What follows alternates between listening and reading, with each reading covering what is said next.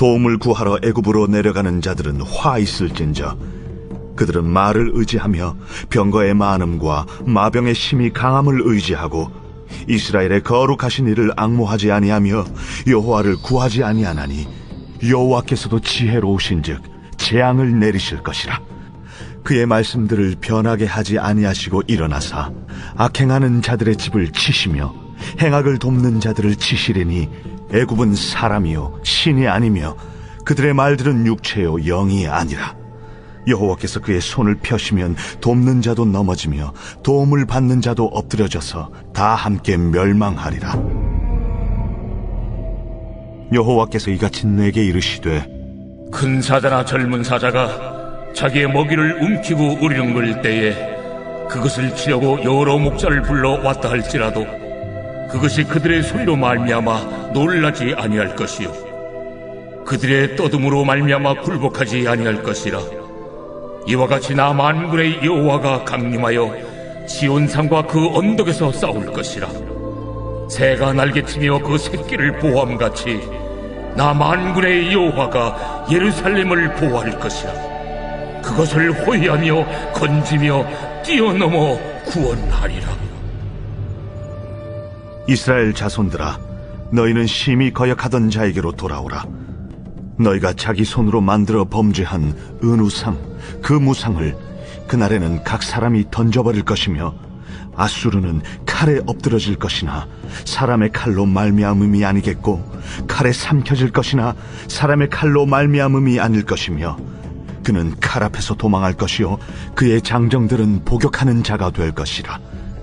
그의 반석은 두려움으로 말미암아 물러가겠고 그의 고관들은 기치로 말미암아 놀라리라. 이는 여호와의 말씀이라. 여호와의 불은 시온에 있고 여호와의 풀무는 예루살렘에 있느니라. 여러분 반갑습니다. 오늘도 큐티를 여는 기막힌 하루입니다. 오늘 본문 말씀 이사야서 31장 1절부터 9절에 있는 말씀입니다. 자, 이제 오늘부터 우리는 총 66장으로 되어 있는 이사야서 중에서 이제 31장부터 큐티를 하게 되었습니다.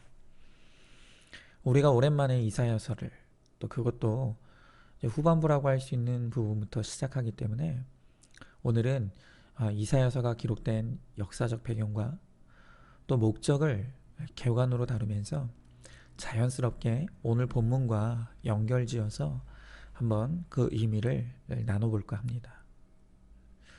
먼저 우리가 이사야서 하면 적어도 이 양육을 받으신 분들은 가장 먼저 떠올라야 하는 이 장면이 있습니다. 그것은 이사야서 6장에 이사야가 선지자의 사명을 받는 장면입니다. 그 이사야서 6장 1절이 이렇게 시작되지 않습니까? 우시야 왕이 죽던 해. 기억나시죠? 그렇습니다. 이 이사야 선지자가 활동하던 시기는 우시야와 요담, 아하스와 히스기야 왕이 즉위하던 때입니다. 그런데 이 이사야 선지자가 선지자로 활동하던 이 시기를 한마디로 정의한다면 이스라엘 역사에서 몇 안 되는 평안과 번영의 시기였다는 것입니다. 자, 그런데 육적으로는 가장 풍요로웠던 이 시기가 사실 영적으로는 가장 병들고 타락한 시기이기도 했다는 것입니다. 여러분, 이것이 바로 우리 죄성을 가진 인간의 영원한 딜레마입니다. 육이 무너지고 힘이 들면 고통스럽습니다. 그런데 그 고통이 임해야 우리는 겸손을 배우게 되고 하나님을 찾기 시작합니다. 반면 육의 성공과 성취를 이루면 평안하고 즐거울 수는 있겠지만 그 성공과 성취가 인간을 교만하게 하고 하나님을 찾지 않게 합니다. 그리고 하나님을 멀리하니 도덕과 윤리가 무너지는 일들이 일어나게 될 수밖에 없습니다. 이것이 타락 이후에 인간의 역사에서 반복돼서 나타나고 있는 패턴입니다. 그리고 그것은 이사야 시대의 사람들도 예외가 아닙니다. 우시아 같은 좋은 지도자가 세워지고 모든 것이 안정되기 시작하니 그들의 영혼이 급속하게 병들어가기 시작했던 것입니다. 그들의 영적 타락이 어느 정도로 심각했는가가 이사야서 1장에 자세하게 기록이 되어 있습니다. 그런데 그들의 모든 문제를 종합하여 표현한 구절이 바로 이사야서 1장 6절인데요. 이사야서 1장 6절에 기록되기를 이스라엘은 발바닥에서 머리까지 성한 곳이 하나도 없다라고 말하고 있습니다. 백성의 관리들은 부정과 부패에 찌들고 그 통치 아래 사는 이스라엘 사람들은 소돔과 고모라의 백성으로 그렇게 정의됩니다. 심지어 성경은 이야기하기를 주인을 아는 소나 나귀와 같은 동물보다도 이스라엘 백성들은 자기의 주인이 누구인지를 모르는 더 무지한 존재가 되었다고 말하고 있습니다.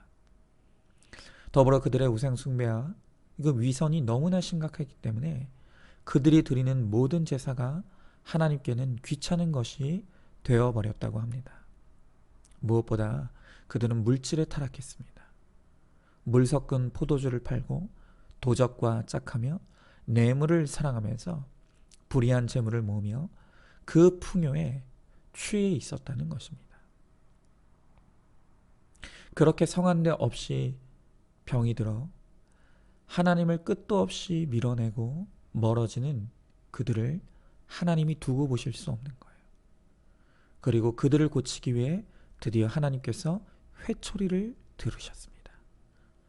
바로 하나님의 회초리, 그가 바로 아수르라고 하는 나라인 것입니다.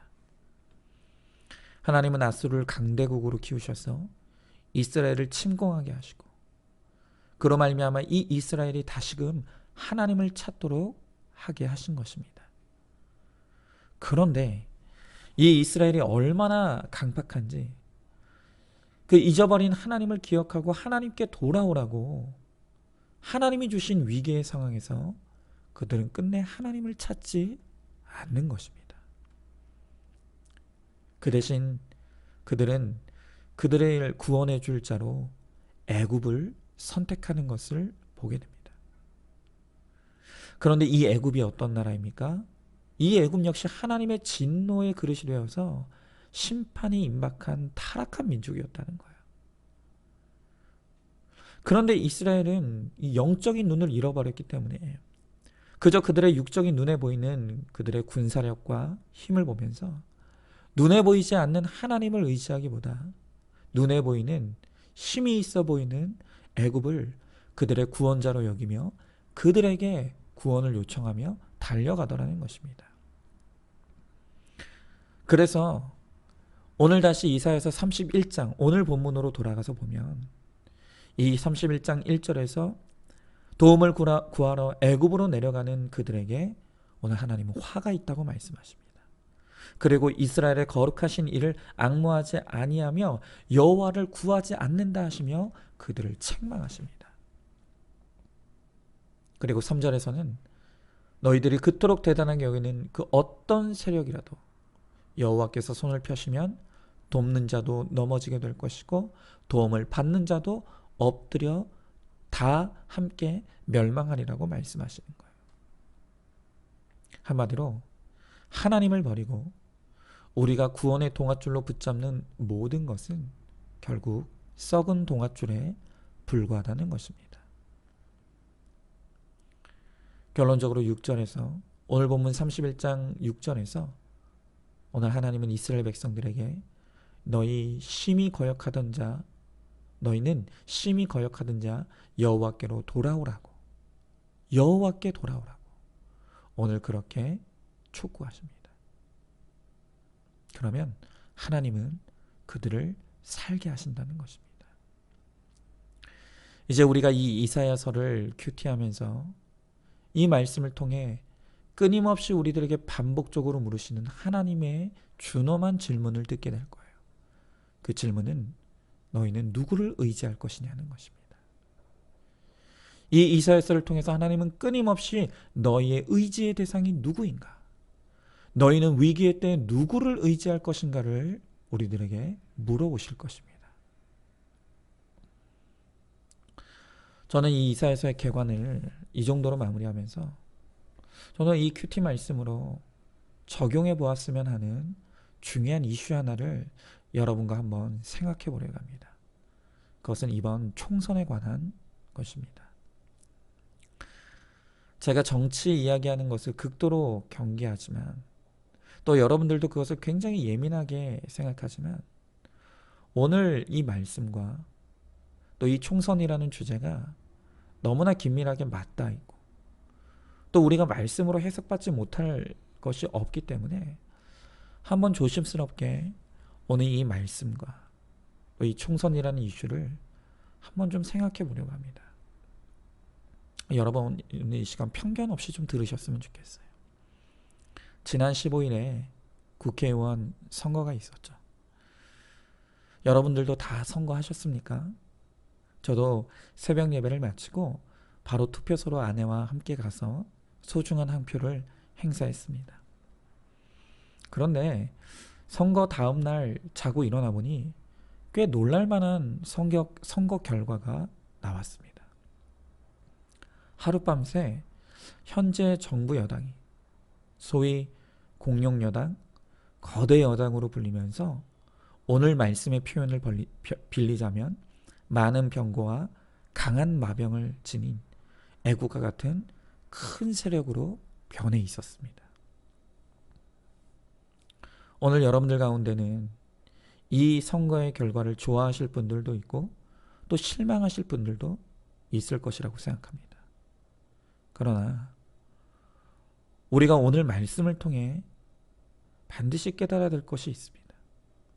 그것은 우리 믿음의 사람들의 궁극적인 선택은 여도 아니고 야도 아닌 바로 하나님이 우리의 선택이 되어야 한다는 것입니다. 그리고 사람은 누구도 우리의 진정한 의지의 대상이 될 수 없다는 것을 우리는 반드시 깨달아야 합니다. 물론 우리가 민주주의 제도 안에서 한 표를 행사하는 것은 너무나 정당한 것이고 중요한 것입니다. 그러나 우리가 말씀의 눈으로 이 땅의 세속의 역사를 바라볼 때 결국 세워진 지도자들조차도 하나님의 뜻 아래 세워진 하나님의 종들에 불과하다는 것입니다. 성경은 세속의 권세와 권력도 하나님의 주권적인 섭리에 의해 세워지기도 하고 무너지기도 하는 것임을 분명하게 말씀하십니다. 오늘 이 이사야서에서도 하나님께서는 그의 목적에 따라 아수르라는 나라를 세우시기도 하시고 멸망하시기도 하셨듯이 또 애굽이라는 나라를 강성하게 하시기도 하시고 또한 그 나라를 멸망시키기도 하시듯이 하나님은 이 땅의 역사를 그의 주권적인 섭리에 따라서 그렇게 만들어 가신다는 것입니다. 그리고 이번 이 나라의 총선의 결과 또한 하나님의 섭리의 결론인 것입니다. 그래서 이번에 세워진 이 지도자들을 하나님이 어떤 용도로 어떻게 사용하실지도 결국 하나님이 결정하게 될 것입니다. 그들이 썩은 동아줄이 될지 선한 도구가 될지는 하나님께 달려있다는 것을 여러분들은 알아야 합니다. 그러므로 우리는 오직 모든 것은 주권자이신 하나님의 뜻에 있음을 알고 우리가 해야 될 일은 좋든 싫든 이 세워진 지도자들 위해 기도하는 것입니다. 그들이 하나님을 두려워하고 국민을 두려워함으로 주어진 권한과 힘을 정직하고 깨끗하게 잘 감당할 수 있도록 우리는 함께 기도해야 할 것입니다. 더불어 한 가지 또한 꼭 말씀드리고 싶은 것이 있어요. 그것은 이번 선거를 통해 한쪽에 너무 많은 힘이 쏠리는 결과가 나왔다는 거예요. 사람은 누구라도 환경에 장사가 없다고 했는데 저들이 저렇게 강한 힘을 막강한 권한을 가지게 되었으니 교만하지 않기란 참으로 어려울 것입니다. 우리는 교만이 패망의 선봉이라 하셨던 주님의 말씀을 기억합니다. 그래서 우리는 또한 더불어 기도할 때 저 세워진 지도자들이 정말 교만하여지지 않도록 겸손할 수 있도록 저들을 다스리고 통치해달라고. 또한 하나님께 우리는 그렇게 기도해야 될 것입니다. 제가 아까도 말씀드렸지만 이제 우리가 이 이사야서를 큐티하면서 하나님은 끊임없이 우리에게 너는 누구를 의지할 것인지를 반복적으로 물어오실 것입니다. 우리는 오직 하나님만이 우리의 의지의 대상임을 믿고 또한 의지함으로 하나님으로 말미암아 구원의 은총을 누리는 저와 여러분 우리 모두가 될 수 있기를 간절히 소망합니다. 질문해 보시죠. 이번 총선이 나의 선택의 결과가 아닌 하나님의 주권적인 섭리에 의한 것이라는 것을 믿으십니까? 우리가 의지해야 될 것은 여도 야도 아닌 오직 하나님 한 분밖에 없다는 것을 여러분들은 알고 있습니까? 좋든 싫든 이제 이 나라를 위해 세워진 지도자들을 위해 특별히 그들이 교만에 빠지지 않도록 위해 함께 기도해 주시기를 소망합니다. 오늘은 마지막으로 여호와께 돌아가자. 오늘 이 찬양 함께 들으시겠습니다. 오늘도 큐티로 기막힌 하루를 사는 저와 여러분 우리 모두가 될 수 있기를 주의 이름으로 축복합니다.